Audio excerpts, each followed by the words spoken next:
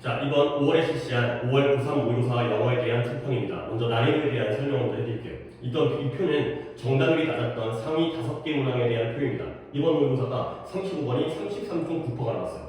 우리가 직전에 갔었던 3월 모의고사와 비교하면 제일 어려웠던 문항이 정답률이 19.1%였고요. 그리고 작년 수능과 비교했을 때 작년 수능은 제일 어려웠던 빈칸 33번이 18.4%, 그러니까 18.4%, 19.1%, 33.9% 상당히 쉽게 출제가 된 거죠. 그래서 예상이긴 하지만 이번 5월 모의고사의 1등급 비율은 8에서 10% 정도로 예상이 됩니다. 그러면 이보다 어렸었던 직전의 3월 모의고사 같은 경우에는 얘가 실제로 3.4%의 1등급 비율이 나왔어요.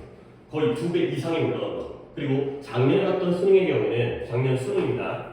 수능은 1등급 비율이 극악의 비율이었죠. 3.11%예요. 그러니까 이와 비교했을 때 2배 이상의 1등급 비율이 올라간 거예요. 그러니까 이제 1번부터 보통 1등급은 이 4개 문항까지가 1등급의 컷이 되는 거죠. 4개 문항이 10점이기 때문에. 근데 이제 이쪽을 비교했을 때 상당히 쉽게 출제가 됐다. 근데 이제 여기서 우리가 간과하면 안 되는 게 뭐냐면 어려웠던 문항들이 쉬워졌다는 건 이 문항들을 틀렸던 애들이 맞게 됐다는 거죠. 많은 아이들이. 결국 뭐냐면 2등급, 이 문제들 틀렸던 2등급 아이들이 1등급으로 올라갈 수 있는, 많은 아이들이 올라갈 수 있는 시험이었다는 거죠.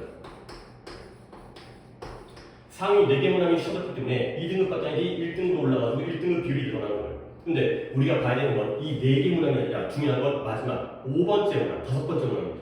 비율을 보시면 39.8%, 36.5%, 그 다음에 작년 수능 어려웠지만 35.3%, 35.7%, 그리고 40%까지. 여기는 거의 비슷해요. 30%대의 중반 또는 후반까지가 되는 거죠.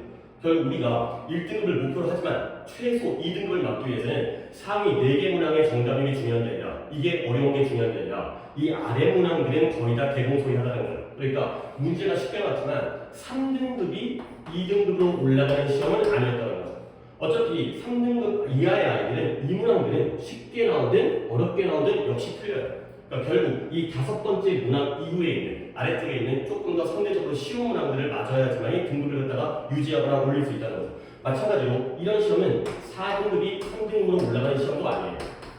어려웠던 문항들이 쉬워졌기 때문에 결국 이번에 쉽게 출제가 됐지만 내 등급은 그대로인 학생들이 있을 거예요. 당연한 거죠.